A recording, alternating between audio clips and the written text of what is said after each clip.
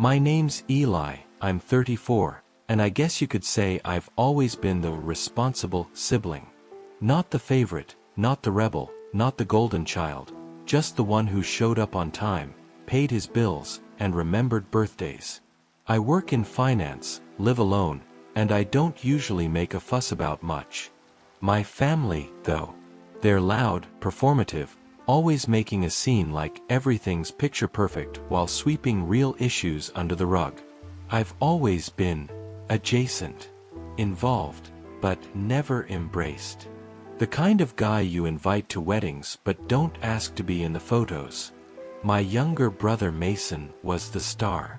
Charismatic, reckless, always messing up but somehow landing on his feet. He had that smug charm my parents ate up like candy. Dropped out of college? He's just finding himself. Blown through jobs. He just hasn't found the right fit. Even when he moved back home at 28, they defended him like he was some kind of misunderstood genius. Meanwhile, I paid my own way through school, held down the same job for over a decade, and even helped cover part of their mortgage when Dad's hours got cut. But none of that ever earned me recognition. Not really. I told myself it didn't bother me. I kept my head down, sent the checks, showed up for holidays, smiled through their little jokes. Eli, you're so serious, loosen up. Oh, we figured you'd be busy working, like always. I let it slide. Maybe some part of me hoped that if I kept showing up, one day they'd finally see me as part of the family, not just the one funding it from the background. That illusion shattered last fall. It started with a phone call from Mom. Mason had just gotten engaged to a woman named Brooke, whom my mother immediately dubbed an angel. They decided to throw a fancy engagement dinner at a rooftop restaurant downtown, definitely not their usual price range. Mom's voice was sugar-sweet when she called. Eli, sweetheart, it would mean so much if you could come to Mason and Brooke's engagement dinner. Oh, and, if it's not too much trouble, maybe you could help with the reservation? Just to hold it, we'll pay you back. Of course, I knew "we'll pay you back" meant I'd never see that money again. But like always, I agreed. I booked a private space for 20 people, put down my card for the deposit, and told myself it was fine. It was Mason's night. Maybe, just maybe, this time, I'd feel like part of it. The night of the dinner, I showed up exactly at 7. Fresh navy suit, pressed shirt, new cufflinks I'd been saving. I even brought a nice bottle of champagne for the couple, wrapped with a custom card bearing their initials. The rooftop space was beautiful. String lights overhead, floral centerpieces, a jazz trio playing in the corner. The skyline glowed behind it all, like something out of a movie. And there they were, Mason, Brooke, my parents, her family, a few friends. Everyone already laughing, clinking glasses, holding cocktails. I smiled and walked over, expecting at least some kind of welcome. Instead, Mason glanced at me with his usual smug grin. "Oh hey, glad you made it," he said, barely looking at the champagne in my hand. Then he pointed toward a fold-out chair set awkwardly off to the side, next to a trash bin. "Sorry, this table's for family only," he added with mock sympathy. "But there's a spot for you right over there." At first, I thought he was joking.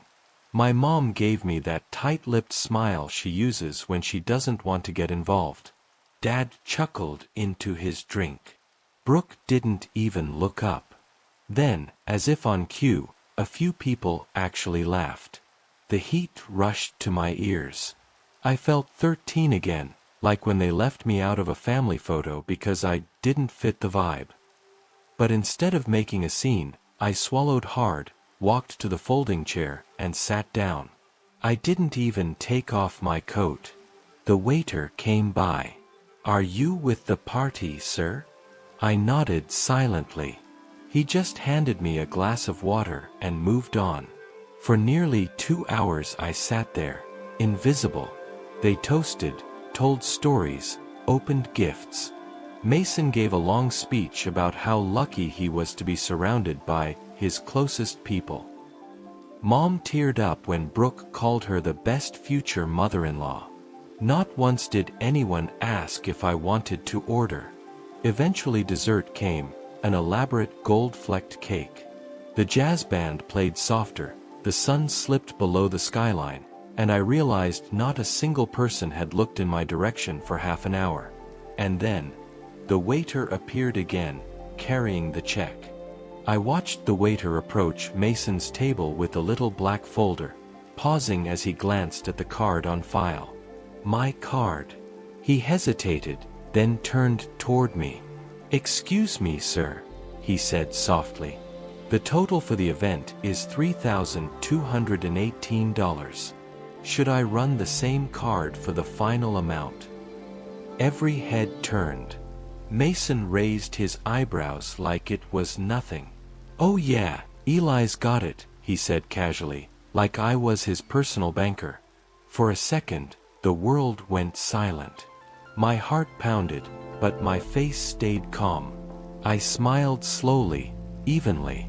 "Not my table," I said, my voice just loud enough for everyone to hear. I was told this was for family only. It was like a thunderclap. The laughter stopped. Brooke's father frowned. Mason's smirk faltered. Even the jazz band seemed to hit an awkward note. "Sir, but you made the reservation," the waiter stammered. I nodded. "I did. And I paid the deposit. But I'm not with them, remember? I'm over here, at the side table." I stood, slid my coat back on, and nodded toward the trash bin beside me. Where I belong, apparently. The air snapped in half. You could practically hear jaws hitting the floor. Mom's voice trembled. "Eli, what are you doing?" I shrugged. "Just following the seating chart. Mason said this table was for family only. So I assumed I wasn't included. I didn't eat, I didn't drink, and I sure wasn't welcome. So no, I won't be paying." "Don't be ridiculous," Mason snapped, the smirk breaking into something uglier. "It was just a joke, man. Lighten up. You always take things so personally." For once, I didn't shrink under his glare. I looked straight at him and said, "Yeah, that's the problem. You think everything's a joke, as long as it's at someone else's expense." The room had gone so quiet, I swear you could hear someone swallow across the table. For the first time all evening, Brooke actually looked up. Her smile faded as she scanned the scene, clearly realizing this wasn't some harmless sibling banter. Her father, a stiff man in a blazer who'd barely spoken all night, leaned forward. "You invited your own brother," he said slowly, his voice cutting through the tension, "and sat him next to the trash can?" Mason scoffed, waving it off. "Come on, it's not a big deal. Eli's overreacting, like always." But Brooke's dad didn't look amused. His jaw tightened. "That's not how you treat family. Or anyone, for that matter." Mom jumped in quickly, her voice all sugar but her eyes sharp. "Let's not blow this out of proportion. Eli's always been a little sensitive. He's making a scene out of nothing." That line, her favorite defense. Sensitive. Dramatic. Overreacting. I almost laughed, because I'd heard it my entire life. I turned to her and said evenly, "No, Mom. I'm finally reacting. Big difference." A ripple of whispers passed through Brooke's side of the table. One of her cousins muttered, "That's messed up." Another guest actually shook their head in disgust. Mason's smirk collapsed completely. "You're seriously going to embarrass me tonight? At my engagement dinner?" he hissed. I tilted my head. Embarrass you? You sat me next to the garbage, Mason. You made sure everyone laughed at me before we even started. All I'm doing is standing up. For the first time in years, the spotlight wasn't on Mason's charm, it was on his cruelty. And he didn't know what to do with it. The waiter still stood frozen between us, clutching the leather folder like it was radioactive. His eyes flicked nervously from me to Mason, then to Brooke's parents. "Sir, someone needs to settle the bill," he whispered. I spread my hands lightly. Not me. I wasn't invited to sit at their table. I didn't eat. I didn't drink. I was told I wasn't family.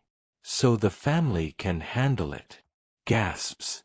A few guests shifted uncomfortably. One of Brooke's uncles leaned back, arms crossed, watching Mason with open disdain. Dad finally spoke, trying to smooth it over. "Eli, come on, don't do this. You know Mason doesn't mean anything by it. Just cover it, and we'll figure it out later." I looked at him. Really looked. The same man I'd helped keep afloat when his hours were cut. The same man who never once defended me when Mason mocked me as a kid. He sat there, glass half empty, asking me to pay $3,000 for people who couldn't even spare me a chair at their table. I shook my head slowly. No. Not this time. Brooke's father narrowed his eyes at Mason. "You expected your brother to pay for this entire dinner?" Mason's face flushed red. "It's not like that. He's better off than me, okay? He can afford it." There it was. The truth. Not a joke, not a mistake. An expectation. My role in the family, laid bare. The wallet. A murmur rippled through Brooke's side of the table. Uneasy, disapproving. She shifted uncomfortably, clearly embarrassed now. And for the first time, Mason didn't look like the golden boy. He looked like exactly what he was, entitled, small, and caught. Brooke's dad leaned back in his chair, his expression cold. "So let me get this straight," he said slowly. "You throw a dinner you can't afford, stick your own brother by the trash, and then expect him to pay for it?" The silence was deafening. Mason stammered. It's, you don't understand." But Brooke's mom cut in, her voice sharp. "We understand perfectly. This is shameful, Mason."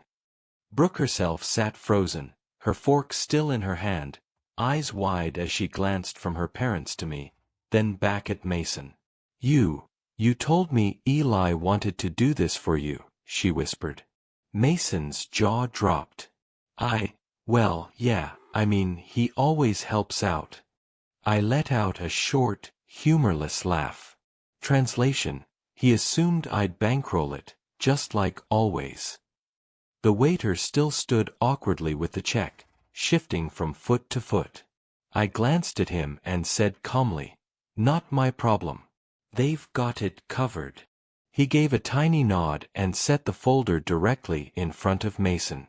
The thud of it, hitting the table, echoed louder than the jazz band's last note. Mason's hands hovered over it, his face red, sweat beading on his forehead. He looked less like the charming golden child and more like a kid caught stealing from the cookie jar. A few of Brooke's relatives actually shook their heads in disgust. One muttered, "Unbelievable." Mom tried one last time, her voice clipped. "Eli, stop making a scene. You're ruining this night." I turned toward her, my voice low but steady. "No, Mom. Mason ruined it the moment he made sure I was humiliated in front of everyone. All I did was refuse to pay for my own humiliation." Her mouth snapped shut. For once, she had no quick excuse.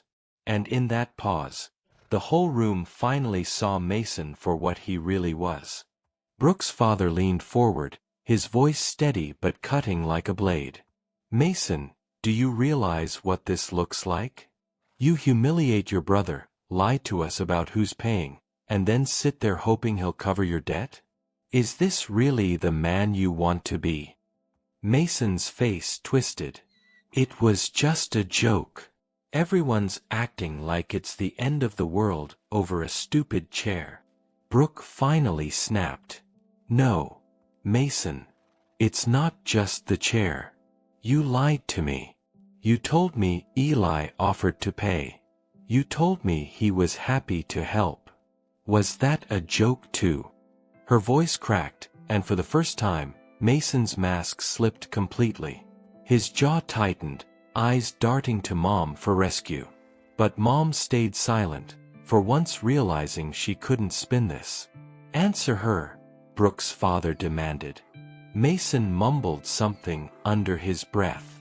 Speak up, Brooke said sharply, her face pale. Finally, he muttered, Fine. I thought he'd just do it. He always does. He's got money. I don't. Why should it matter? The words hung in the air, sour and ugly. I exhaled, almost laughing at the sheer honesty of it. That's all I've ever been to you, isn't it? The backup wallet. Never the brother. Just the guy you can dump the bill on. Brooke's dad pushed his chair back. The scrape of wood on tile made Mason flinch. You're a grown man about to get married, Mason. It's time you learned how to stand on your own. If this is how you treat people, maybe you're not ready for marriage at all. The table went still. Mason sat there, cheeks flushed, fingers gripping the edge of the bill folder. And for once in my life, I wasn't the one shrinking in shame. He was. Mason's eyes darted desperately around the table. Dad? Mom? He stammered. A little help here. Dad shifted uncomfortably, but Mom's lips pressed into a thin line. She looked like she wanted to swoop in, but under the gaze of Brooke's parents, and the disgust from half the table, she stayed frozen. Mason, Brooke's father said firmly, you invited us here. You eat, you drink, you entertain, and then you pay. That's how it works. But, Mason started, panic edging his voice. Brooke cut him off, her tone ice. Don't even ask me, Mason. You lied to me about Eli. You made me look like a fool in front of my family. This one's on you. The color drained from Mason's face. He fumbled for his wallet, pulling out a thin stack of bills and a scuffed debit card. The waiter hovered, waiting. Maybe just split it up? Mason muttered weakly, glancing at his friends. But no one moved. Even his buddies avoided eye contact, suddenly fascinated by their napkins. The silence was brutal. I leaned casually against my chair, arms folded. Tough spot, huh? Almost like sitting by the trash while everyone pretends you're not there. Mason shot me a look that could kill, but he had no ground left to stand on. The waiter cleared his throat. Sir, I'll need a card that clears the total tonight. Brooke's dad crossed his arms. Figure it out, Mason. A man pays for his own promises. And just like that, the golden boy was cornered. Mason slid his debit card into the folder with a shaky hand, trying to look casual. The waiter gave a polite nod and walked away. For a moment, Mason leaned back, forcing a grin like the whole thing was already handled. Then the waiter returned. Quiet. Awkward. He leaned toward Mason and whispered, but the room was so silent, everyone heard it anyway. I'm sorry, sir. The card declined. A ripple of gasps went around the table.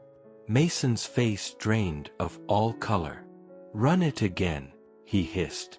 The waiter nodded, disappeared, returned 30 seconds later. Declined again. Brooke's cousins exchanged glances. One of them muttered under his breath. Wow. Mason's hands shook as he dug through his wallet.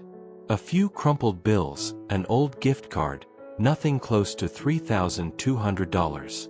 His eyes darted to Mom, to Dad, to me. I raised my glass of water in a mock toast. Guess the joke's not so funny now, huh? Brooke's father finally waved the waiter over and handed him his own card, more to end the humiliation than to save Mason. "I'll cover this," he said stiffly. "But not for you, Mason.